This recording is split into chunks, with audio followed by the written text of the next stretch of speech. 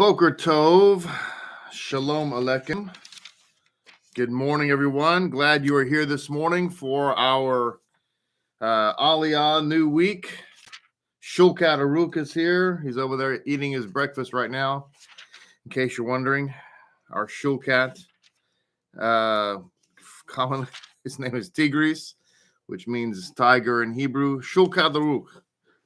Here he is. Baruch Hashem. Glad you're here this morning. And we get into the wonderful story now in our parasha Vayeshev, which the Sidra begins in chapter 37 of the book of Genesis. To me, you know, we've shared, there's many, obviously, there's wonderful aliyot that we get to talk about. And everything in the Torah is beautiful and wonderful and glorious. In terms of faith in Messiah Yeshua and looking for patterns, remember that one of the things you want to do as you're studying, and one thing that I always try to illuminate for us, if possible, is the patterns of God. One of the big mistakes that people make is that their theology is not based on anything. Meaning that, well, let's go back to the concept of the so-called New Testament. Somebody made a comment on one of our platforms. I don't know which one it was, and they said that the New Testament supersedes the Old Testament, which of course is absurd and really heretical, actually, because that being the case, one wonders why such a person, I'm assuming, I don't know who this person is and whatever, but why would such a person even have the so-called Old Testament? If it supersedes it, then you should just file it away, and that's that. But of course, it's idiotic and stupid and basically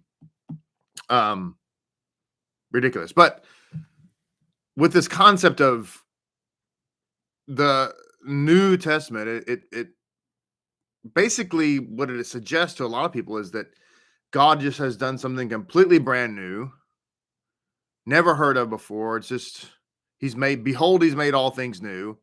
And whatever he did in the past was a big fail. God fumbled the ball on the 1 yard line. You know, and some people will say, well, no, Rabbi, it wasn't God that failed. It was we failed.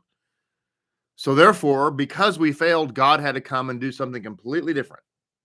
New laws, new rules, whole new attitude, whole new outlook. Instead of being strict with us, he decided to be gentle with us. He's just like a parent who totally changed his parenting style because we screwed up. Now, wait a minute. This is where I want to teach you, if God help me, please. God help all of us. Help me too. This is where I want to teach you to think critically. Ladies and gentlemen, if a parent is looking at their child who has not done well, and as a result of that child not doing well, the parent says, you know what, I'm going to, first of all, let's just do full stop. I forgive you for not doing well. Okay? Got it? Thumbs up, little Johnny? Great. Now what I'm going to do moving forward is I am going to completely and totally and utterly change my parenting style, my parenting philosophy, my parenting paradigm, my parenting disciplinary rules. I am going to change everything about me, the parent, so that you, the child, will now be able to function successfully in that new environment. Now, some of you already know where I'm going with this because you are brilliant scholars, and I mean that sincerely. But here's what that means in reality. Now, to the Greek mind, that sounds awesome. Yeah. And to the Greek mind, somehow they think, the Greek, that is, thinks that somehow that's still not a problem. To the Jew, it's a huge problem. Why? Because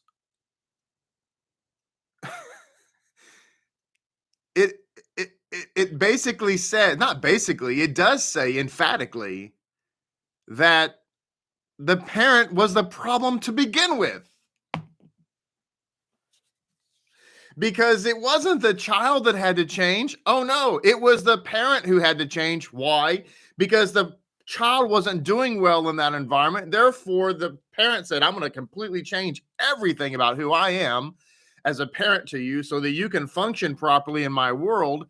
Therefore, admitting that I, the parent, was the problem, not you, the child. So therefore, when we say, I was a sinner and God saved me by his grace, and then he changed the rules of the game 100%, what we've really just said is God's the sinner, he's the problem. I failed because he had these stupid laws that I couldn't follow. I was no way I could do it. And so he changed everything about who he is so that me could do well because I ain't the problem, he is.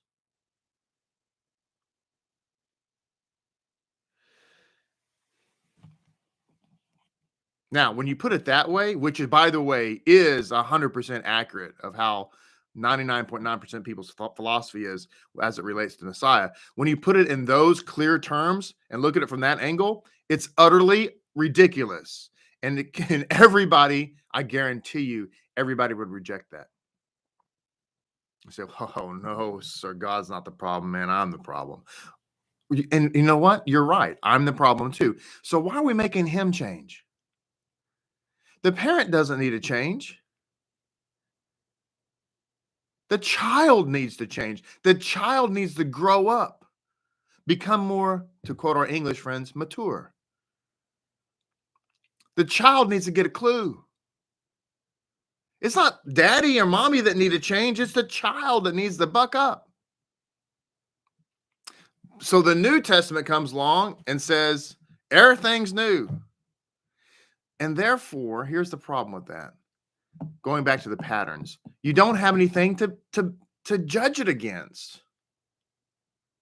So you have these new ideas and new philosophies, and you have absolutely no template with which to compare it to. Now, to the Greek mind, that's wonderful. Everything's new. We just love new. We're skipping through the tulips. It's new. To the Jewish mind, it's horrible because I don't know what to do. I have no map. I have a compass. That's great. And I have a heading. That's fantastic. But I can't compare it to anything. So therefore, it's useless. What good is a heading when you don't know where the heading is heading you? You see, there's nothing to compare it to. So therefore, you haven't the foggiest idea where you're going. And of course, the Greek Roman mind will say, well, just leave it up to God. No, that's not how we're supposed to work in the world. God is supposed to give us a clue. It's the glory of God to conceal a thing, the glory of man to find it, the glory of king to find it. Okay. But he does have to conceal it somewhere. Where does he conceal it? He conceals it in his word, and therefore we're supposed to dig in the word and find it.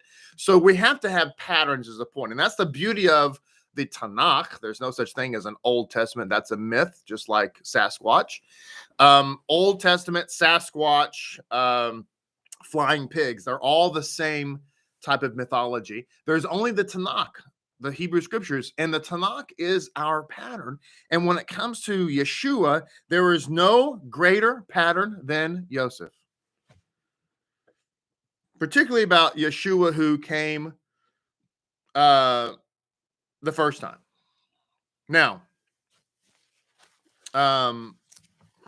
which begs me to say this. It begs me to say this. That there's a concept in Judaism of the two messiahs. Okay. And this is very important. Now, not to get off on a rabbit trail again, but don't presume. Okay. How shall I articulate this point?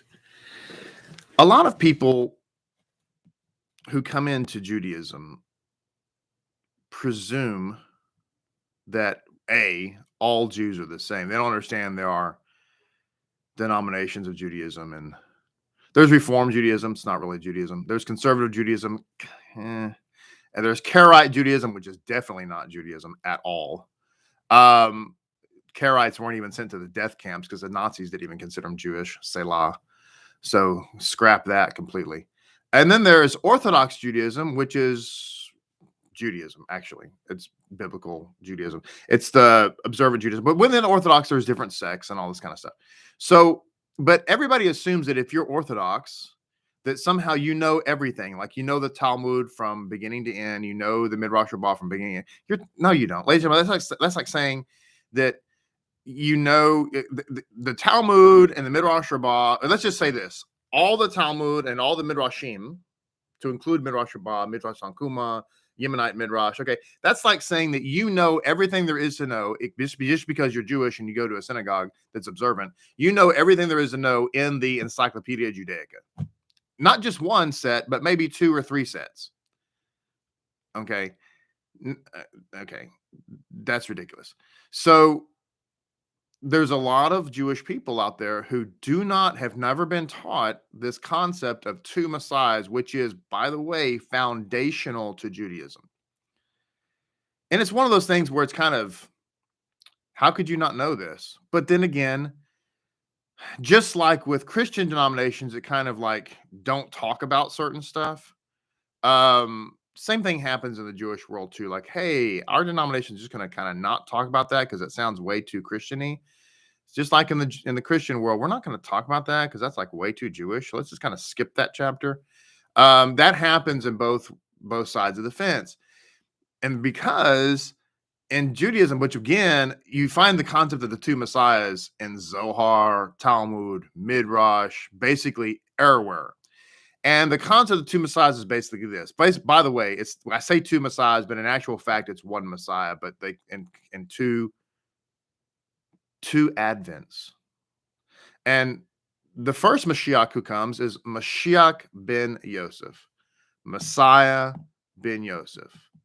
Okay. Now, Messiah ben Yosef means, or Mashiach ben Yosef, it means Messiah, son of Joseph. Okay. And the reason that title is given to this first advent of the Mashiach is because the Mashiach who comes first is supposed to be patterned after Joseph, the son of Jacob, who, by the way, is considered more or less in Jewish thought as the 4th patriarch. And one of the reasons for that, well, there's many reasons for that, but one of the reasons why he's considered the 4th patriarch is because his sons, who are Jacob's grandsons, are elevated to the position of tribes. And Jacob is not given a tribe. Joseph. There's no tribe of Joseph. Okay. So therefore, in the hierarchy of things, Joseph is kind of, whereas his sons, which are the grandsons, are bumped up a notch, right? They're bumped up a level. They're no longer grandsons, they're considered sons of Jacob. And as a result of that, Joseph is kind of bumped up a level, and now he's no longer considered a son of Jacob, so to speak, but rather on par with the patriarchs, which again is another pattern as it relates to Messiah Yeshua, because inasmuch as Messiah Yeshua is beneath, he becomes above. Okay. Now, so anyway, going back to Messiah ben Yosef. Messiah ben Yosef is modeled after Yosef, which therefore it becomes incumbent upon us to look at the pattern. And again, if there's nothing new, if the Old Testament is the Old Testament, and who cares, then you're not going to look at the pattern. Therefore, you're going to mess everything up because you're not going to look at the pattern. You're just going to try to make the dress yourself. Now, and it might be a dress, like, if you make the dress yourself without the pattern. We talked about going down to McCall's and buying a pattern to make a dress. If you make the dress yourself, it's going to be a dress, most likely. Now, depending on your skill, it could be a beautiful dress. It could be like who's a famous dressmaker? I don't know. Ladies, who's a famous dressmaker? I don't even know. But anyway, whoever the famous dressmaker is, it's going to be a beautiful dress like theirs. Or if you're not so great, it could look like something Frankenstein would wear, or Mrs. Frankenstein. But it's probably going to be a dress. Here's the problem, though. Now, to the Greek mind, it doesn't matter. To the Greek mind, as long as it's a dress, who cares? Right. But then again, Yeshua said, you're not wearing proper wedding clothes. And so therefore, it did matter. He was wearing clothes, right? So to the Greek, he's like, he was wearing clothes. Yeah, but to the Jew, he said, you weren't wearing proper clothes. So it could be a dress, but it's not going to be the dress that God wants because you're not following the pattern. But anyway, going back to this, Vera Wang. There we go. Keturah, Vera Wang, whoever she is. Mrs. Wang's dress. It's going to be the Wang one if you don't follow the pattern. Listen. So Messiah ben Yosef is the pattern, and Messiah ben Yosef is the suffering Messiah because Yosef suffered. Okay? So Messiah comes first to suffer. There's a lot about Yosef we can say as it relates to Messiah. One of the things that I want to say right off the bat, and this is probably the most critical, perhaps the most critical of all, is this.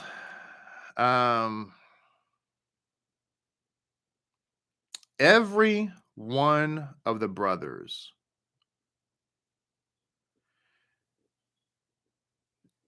and we can say their wives, okay? We can assume the sisters, because there were daughters also born to Jacob, okay? Jacob himself. We can assume Leah. Yeah, well, anyway, Jacob, right? And all the sons and all the daughters and all the sisters-in-law. Everybody rejected Joseph as the one who was going to be their ruler, redeemer. Everybody rejected Joseph's dreams.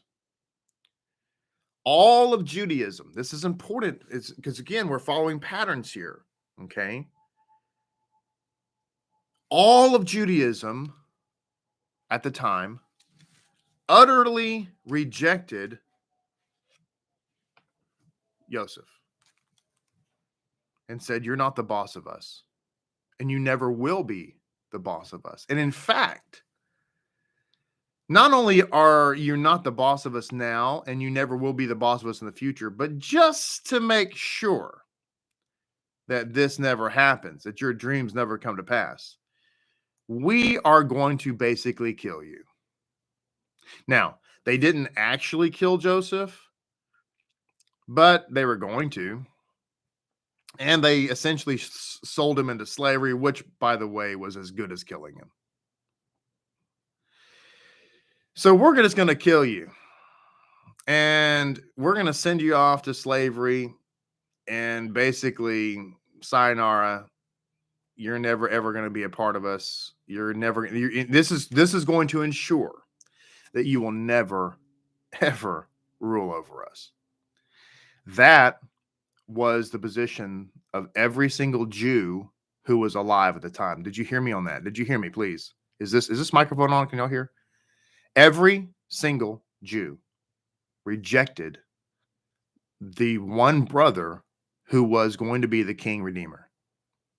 Now, that's important for you to know, because if you are running around in Jewish circles, as we do, you will hear this idea, which is completely erroneous, that when the Messiah comes, somehow all the Jews in the world are supposed to be like, yay.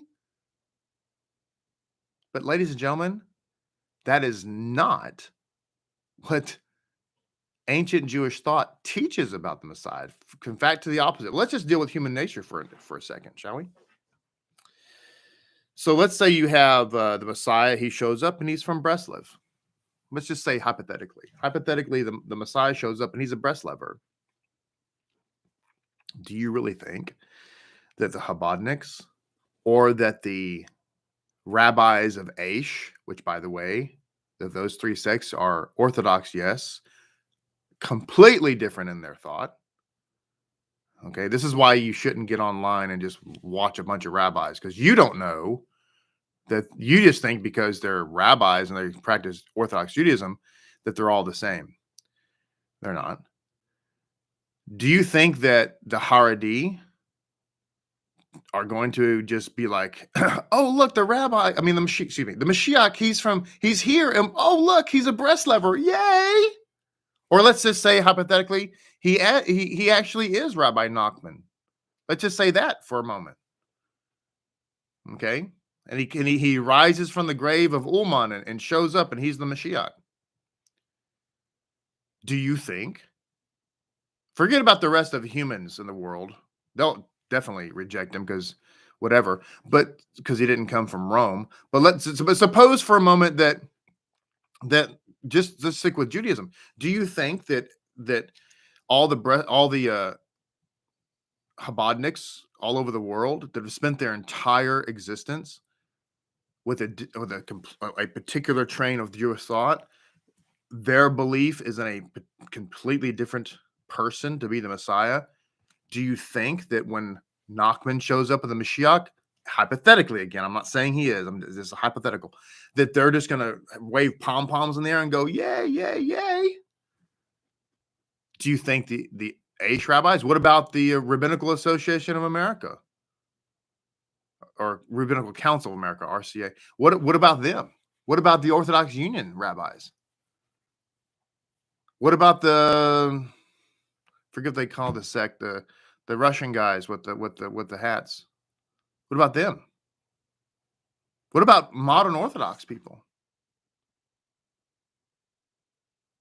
You think that there's just going to be some kind of love fest? No. Which is exactly why, the rabbi said about Yeshua, is anything good? Can check the scriptures and see if anything good comes out of Nazareth or Galilee. There was a prejudice against Galileans. And yet, of course, that's where the original Hasidim came from, was from Galilee. There's actually a source, and I think it's the Yemenite Midrash. I have to look it up.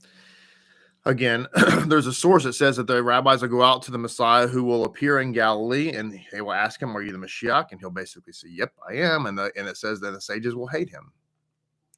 Just like they hated Joseph. I had a conversation a long time ago in a galaxy far, far away with a rabbi out of Florida, Orthodox rabbi. We were just chatting. Anyway, it doesn't matter why we were chatting. We were chatting, and he kind of started to kind of get into this with me a little bit about, how can you think that Yeshua is the Messiah? And I said, well, gave him my reasons and so on. And he said, well, but all the rabbis have rejected him. Of course, that's not really true, but he is right that the vast majority have. And I said, well, yeah, but all the brothers rejected Joseph. So we don't really have a good track record. In fact, it wasn't just Joseph, but we talked before that they rejected, we all rejected Moses. We all rejected Joseph. We all rejected David. David was not like, oh, yay, David. No, no. In fact, the entire Sanhedrin, led by Doeg, rejected David as a Jew, much less king. So I said, look, here's our problem as Jews. We just don't have a good track record of picking the right guy. We just don't. And in fact, as a matter of fact, if you actually look at the history, it seems like whenever the person that we've rejected is usually the one that is the right one, and the one we've accepted is typically one that is not the right one. And it seems kind of counterintuitive, but that's really the end of the line. In fact, there's even, I wish I had this video. There was a video that, man, I wish I had a copy of this that we looked at. I don't know. It's been 3 or 4 years now. And it was and I think it was from a Breslov rabbi. Man, I sure wish I had a copy of that. But anyway, the rabbi is just talking about Messiah, what to expect. And basically, he makes a statement. He says, look, when Mashiach comes, it's going to be a great disappointment because it's not going to be who or what we expect. Now, he's definitely going to be Jewish, okay? Mashiach's not going to come from Rome, and he's not going to be wearing a pope's garb. He's not going to come from Asia. He's not going to come from, Antarctica and be dressed like a penguin. He's going to be Jewish, okay? That's 100%. He's going to be observantly Jewish, not like whatever, not culturally Jewish, right? He's not going to come off of a beach from the hippie movement. He's going to be observantly Jewish. But the rabbi points out he's not going to be what we thought. He's not going to be what we expect. Ladies and gentlemen,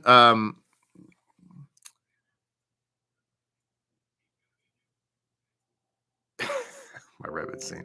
The rabbit scene. I went down the rabbit trail. Okay, but anyway, I digress. He's not going to be what we expected, and this is exactly what was going on with Joseph. Joseph was not basically who the brothers expected. There's probably a lot of human dynamics that are wrapped up in the brothers' rejection of Joseph. There's a lot of jealousy there. There are, frankly, some mistakes that Joseph himself made, just looking at him in human terms. There are definitely mistakes, foolish mistakes, I would say. And I say it respectfully because, as I've said before, I do not even remotely compare to the patriarchs, but we can take an honest look at the patriarchs and in their failures and glean and learn from them. And one of the foolish mistakes that Jacob made was showing such favoritism to Joseph, which the rabbis tell us don't do that. You should not show favoritism to your children. You shouldn't favor one over the other. It's not a good idea. And not only did Jacob favor Joseph, but for crying out loud, he gave Joseph the coat that he had taken from Esau, which was the coat of Adam. So here is Joseph, who's basically the youngest son. Benjamin's really the youngest son. He's the second to the youngest. And here is Joseph running around wearing the coat of Adam Harishon. And the firstborn, Reuben, it suffice to say that to all the brothers, that had to look like, are you kidding me? I mean, really? First of all, Joseph, if he wanted to grant that coat to one of his sons, that's something that should be done on the deathbed or in a will. You don't do that while the sons are alive. I mean, I'm just telling you, folks, there's things like that there's some human dynamics to why the brothers rejected Joseph, aside from the spiritual aspects. As we look at the opening line of our Sidra, it says, Vayeshev Yaakov be'aretz megurei avihu be'eretz Canaan. So he was sojourning in the land of his fathers and the land of Canaan. And it goes on to say, Ele toldot Yaakov. These are the generations of Yaakov. What's interesting is at this point, instead of detailing out now his actual generations, it says this: Ele toldot Yaakov Yosef. So it points out that Yaakov, in talking about the generations of Yosef, instead of beginning with Reuben and going on from there, it says Yosef. And this is to insinuate that that everything about who Joseph is, everything about what he represents, is ultimately going to be found in Yosef. This is reminiscent of the letter to the Philippians, where the apostle writes that everything about the Godhead, which is placed into Yeshua,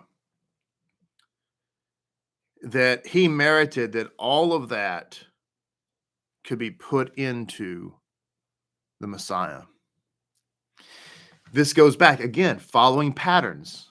Ele toldot Yaakov Yosef. Everything that was about Yosef, everything that was important to Joseph's life, spiritual material, was placed in and under the headship of Joseph. That's what this verse is telling us. So there's another insight as we're wrapping this up, at least our introduction today. There's an introduction to this parashah from the Keho Tumash, and this highlighted text says, it says, Jacob knew that fulfilling the divine mission of making the world into God's home was dependent upon him overcoming the metaphysical power of Esau. There's a struggle between Esau and Jacob, and the struggle is, it's interesting because the scripture brings down, and rabbinic literature brings down, that the struggle is not between Ishmael and Jacob. Isn't that interesting? It seems like that, right? Seems like we're struggling against Ishmael, but we're not really. We're struggling against Esau. That's the biggest struggle. Again, what does Esau represent to the Jewish mind? Esau represents Christianity. What is Christianity? Now, those of you who are watching are Christians. Don't get lost in the emotion here, okay? You love God and we love you. You love the Messiah and we love that about you. What you believe about the Messiah and what Christianity actually is isn't what you think it is. And frankly, a lot of it isn't your fault. So just hang with us here, okay? Let's deal with what Christianity actually is. Dealing with the word Christian as it became known in the 4th century, not as the word Christian, quote unquote, in big air quotes, was known in the 1st century. That's not the Christianity we're dealing with today. Esau, Christianity, is Roman. Okay. It's really not. I mean, golly. Well, I guess I just have to come out and say it. It's just not biblical. Okay. And again, to the Christian who's there today, who's watching this program, you love God and we love that. You love Messiah. We love that about you. You want the truth. That's why you're here. Thank you. And just like all of us who are hearing, myself included, we once belonged to this Roman system and we didn't know. But through a process of discovery, we figured out that, yikes, this is not based actually on scripture. This is based on something entirely different. It's like the holiday of this month on the calendar in December has absolutely nothing to do with the Bible or the Messiah or the birth of the Messiah or anything else related to the Mashiach at all. And everybody knows that. I say everybody, I mean anybody who's anybody theologically.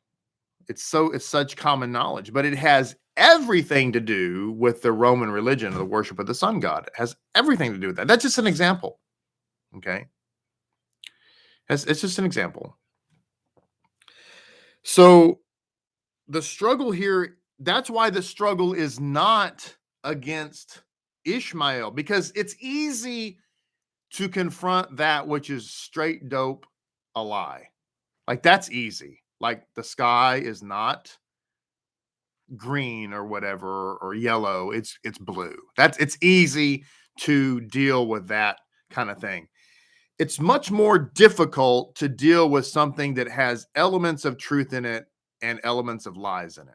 That's Esau, right? Because Esau comes from, it's totally Roman, but it's masked under the guise of being biblical, which is exactly who Esau was. He pretended to be righteous, but on the inside, he was completely not righteous. That's why the struggle is against Esau and not Ishmael. And the way to overcome Esau is through Joseph. That's the thing. This is why you have to get back to Messiah ben Yosef. Okay? And it's not coincidental, by the way, that God chose a man to be the earthly father of Yeshua, whose name was Joseph, so that when Yeshua was offered up for circumcision, they would have announced his name on that day, and they would have said, "Behold, this is Yeshua ben Yosef, the salvation son of Joseph, the offspring of Joseph, the reality of Joseph." That, ladies and gentlemen, that statement, I can imagine, probably caused an earthquake somewhere, because that was a prophetic declaration. It wasn't by happenstance that his name was Joseph. Also, Miriam, the well that's the spring of water, which, by the way, is the Messiah in the wilderness, was accredited to Miriam. It was called the well of Miriam. So the rock that followed us around the wilderness, that brought forth the water that fed everybody, was called the well of Miriam. Therefore, it's not coincidental that Messiah's earthly father was Joseph and his mother's name was Miriam. Those were purposeful. And by the way, they're both observant Orthodox Jews. And so God is not going to choose observant Orthodox Jews to be his parents so that he can later go tell everybody how not to live an Orthodox Jewish life, which would be in effect dishonoring his parents. So it says here, so he needed Joseph to overcome the metaphysical power of Esau, and that Joseph embodied the spiritual qualities that would facilitate this achievement. See, Joseph has the spiritual qualities that will overcome Esau. Jacob therefore saw Joseph as his natural successor. Okay. So, let's conclude with this next statement, because here's the mistake that the brothers made. And remember, the brothers represent all of Judaism. Here's the mistake they made, because they misinterpreted what Joseph was trying to do, meant to do, wanted to do. Okay. Now, Judaism today misinterprets our Messiah, Yeshua, but inasmuch as the Christian who loves God and loves the Messiah and all this kind of stuff, it's not really their fault, because they don't really know. No one's told them any of this kind of stuff. Like, church history and stuff is not taught in churches, and for good reason, because it's really brutal and scary and frankly evil. So, like, let's not talk about that. Let's not talk about what kind of person Martin Luther was. He was like Adolf Hitler II. Yeah, that's kind of inconvenient. Let's just talk about, whatever. So, in as much as this is not the Christian's fault, they just don't know what they don't know. A lot of Jewish people, it's not their fault either. People look at Jews and say, "Man, why do you reject Yeshua? Why do you reject Jesus?" I think, you're such meanies. Can't you see the forest? Can't you see that he fulfilled the prophecies? Well, frankly, no, because they have too much blood in their eyes from all the swords and spears and arrows that Christianity has thrown at them. It's kind of hard for somebody to see the loving gospel when you're burning their kids at the stake. It's really challenging for a Jewish person to see the love of Christ when the Crusaders that have the cross on their shields and on their breastplates have just murdered their entire village. It's really, really difficult for somebody to see the love of God in the Gospel of John when they've been buried alive because they're Jewish. This is the challenge. And then that's just that part. The other part is, here's your Jewish Messiah who is not only hates Judaism with a passion, but basically teaches everything the opposite of all the patriarchs, all the prophets, all the biblical heroes. His message is 100%, 180 degrees different than anybody we esteem on any level in the Bible. He says the exact opposite. He told Moses to shut up and put those stupid tablets away and let's do something completely different. And that's supposed to turn the Jew on, and it just doesn't. So it's kind of not their fault, right? I mean, really, if you think about it, it's really not their fault. I mean, who could blame them, right? If you murdered my entire family, I'm probably not going to accept your Bible track. I'm just saying. And you could be you could be awesome, right? You could be like totally loving and everything, but your granddaddy like murdered my grandmother. I'm probably not going to go with your deal. And probably you wouldn't either. But anyway, we can say that's ancient history, and maybe so. But let's look at what happened with these are just practical things, right? It's not to disparage anybody. It's just to deal with the facts. We just want to deal with the truth. We don't want to we just want to understand. We're trying to understand, right? We're trying to understand. We're not trying to say, yeah, you're a reprobate. No, we're just trying to say, hey, this is probably what's going on here. This is probably what's at the root of it. So here's the mistake that the brothers make. It says here, the brothers therefore conclude that just as there were children in the first two generations of Abraham's family who, for the good of the cause, had to be cut off, so too was it proving to be with the third generation. Rather than being the antidote to Esau, Joseph himself was viewed as the new Esau and had to be eliminated. I wanted to bring that out because that's the mistake the brothers made. They were viewing Joseph as he's a problem here, when in fact he's the solution. But they wouldn't learn that, by the way. And this is another good point. How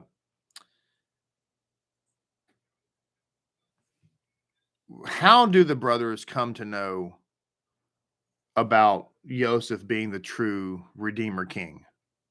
By the way, I'm way, way over time here. I apologize, kind of. But seriously, thanks for sticking around. How do the brothers come to know that Joseph is the true Redeemer King?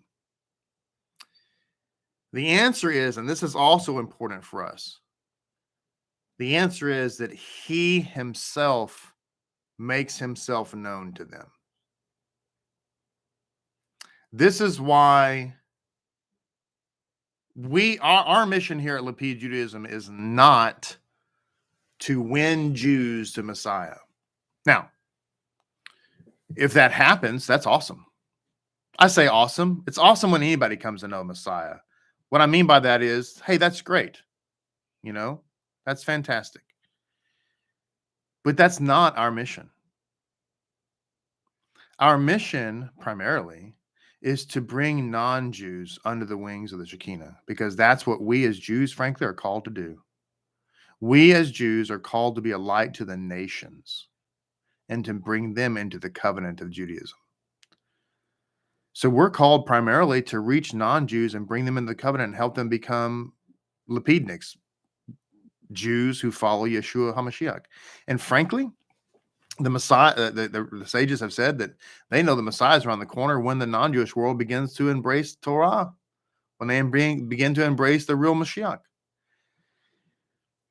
And what we also know here, again, because we're looking at the pattern, the Jewish people will come to know, those who don't yet know the Mashiach, they will come to know him when he himself reveals himself to them. In the meantime, what we're called to do is to reach the nations. And from time to time, that will include our Jewish brothers and sisters, and that's fantastic. But that's our call, and that's what Joseph did. Notice that Joseph when he became king, he didn't immediately send a telegram. I was in prison, but now I'm king. Stop. Come to Egypt. Stop. Have provisions here and land. Stop. That's not what he said. Remember the old telegraphs? In fact, he said about trying to reach Egyptians and bring them into the covenant. And then when the time was right, he revealed himself to his brothers. End of our Aliyah today. Think good and it will be good. There's a lot more to share. I mean, a lot. These next few parashot about Yosef are just chock full of critically important information. So we're going to be focused on that, and we're going to get through it. It's going to be beautiful. So love you guys. Thank good it'll be good. Shalom to you. Have a great, wonderful, and blessed day. We'll look forward to seeing everybody tomorrow. And it's going to be a great week. We just got a lot of things going on here. What is it? Hanukkah is coming up on Sunday. This coming Sunday, the 28th, right? I'm looking at my calendar. Yeah, the 28th is the era of Hanukkah. So, yeah, it's going to be awesome. So it's going to be a great week, and we're looking forward to it. Of course, Thanksgiving week as well on Thursday. So there's that and all the other wonderful things that's happening. Look, have a great day. Have a great week. We'll look forward to seeing everybody mañana. Shalom Aleichem.